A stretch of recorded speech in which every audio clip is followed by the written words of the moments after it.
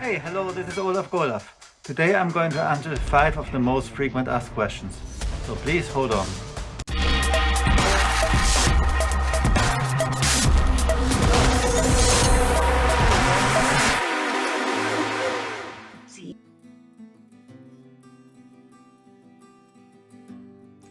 If we want players to change their skin, we first need to define a role. So here we go to role, add the role, and then give it a name, for example, zombie.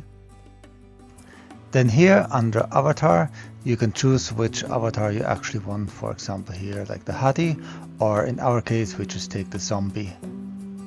If you are confused by all the different names, you can look them actually up in the shop. The next thing we have to do is set this role by creating an event. As always, there are a lot of different triggers you can choose. We want that everybody has a skin from the beginning, that's why we choose match setup. Another trigger that often makes sense are the different kind of variables. Here in the select option, we choose all players because we want that every player has this new skin. Whenever you want to count something, you need to start with everybody's favorite, the variable. So at 1, let's just call it something simple like, for example, counter. The scope is individual because you want that installed for every individual player. And number is also correct. Now we need to define a buff. I don't really go here too deep into this topic, but if you want to learn how to make buff, I have an extra video which I'll link just somewhere up here. And now comes the tricky part. We need to create an event that connects all the different dots. So here we start by defining a trigger. In most cases, you probably want something like a trigger function, which would be like a button or a field you run into it. Then you need to have a condition. So the logic here is if the object means the triggering player, you see triggering player selected object. So if his variable called counter equals to 0, that means he hasn't done it yet, then you can add or apply the buff. Just make sure here you choose the right buff. And now you need a second action. Here you choose set variable, this counter variable to 1. So now you know that he has used this buff once. So this means only if the counter is 0, then all this will be executed. However, you can also define an else case.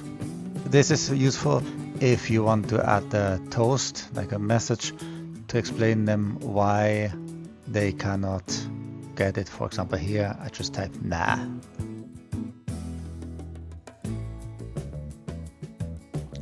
The easiest way to make it impossible to raise damage is if you go to the settings here and already put the damage up to the maximum, and then just adjust the rest of the game accordingly. So for this, we add the role. We call the role no high damage. Then we change here at max health the 100 standard setting to 500. And we repeat the same thing with max armor. Keep in mind to put the starting armor also to 100%. So even the damage is 5 times higher, the result in the end is exactly the same as the normal damage. Now we need to add a new event. As a trigger, we choose match setup because we want this event to be executed just at the beginning of a match. For select, we choose all players, and then we go here to set role and choose the role no high damage. So same as in the example before, you need to do the same thing for people who join late. Yeah, and that's it.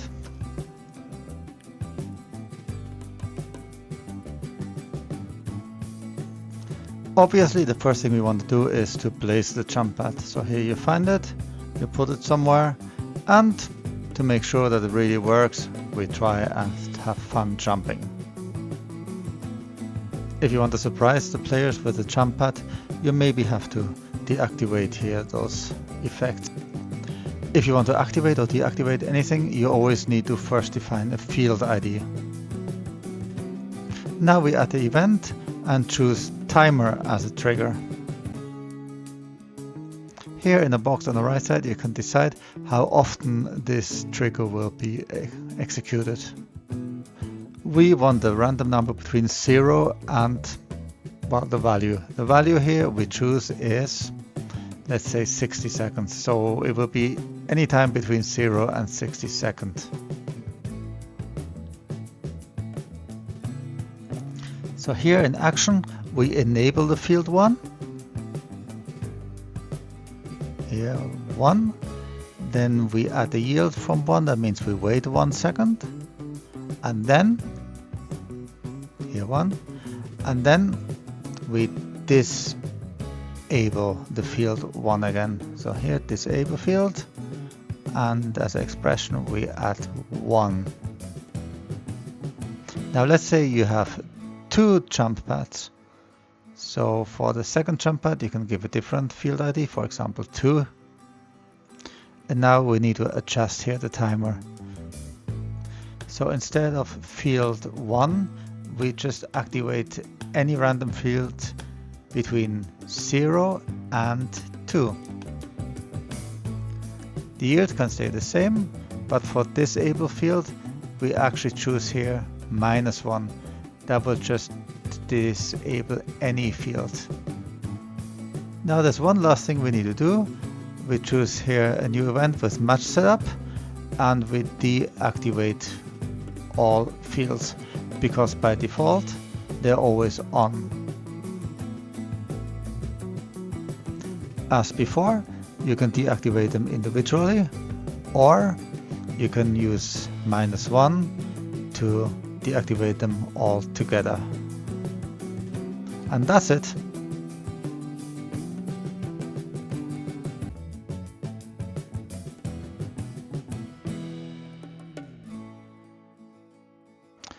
Normally, if you want to add a damage or a kill zone, you just take this one and make the damage up to 200, or maybe a little bit lower, and just have several ticks until someone dies. But if you want those boxes to be invisible, you need to do it in a very different way. You choose here a trigger field and place it wherever you want. Then you go to edit and decide on this ticker if you want it to be visible or invisible. In case you want it visible, you can adjust the color, whatever you like.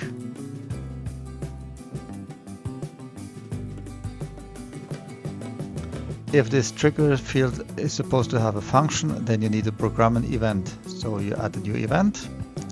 As trigger, you choose trigger function, and then here you just go to damage player.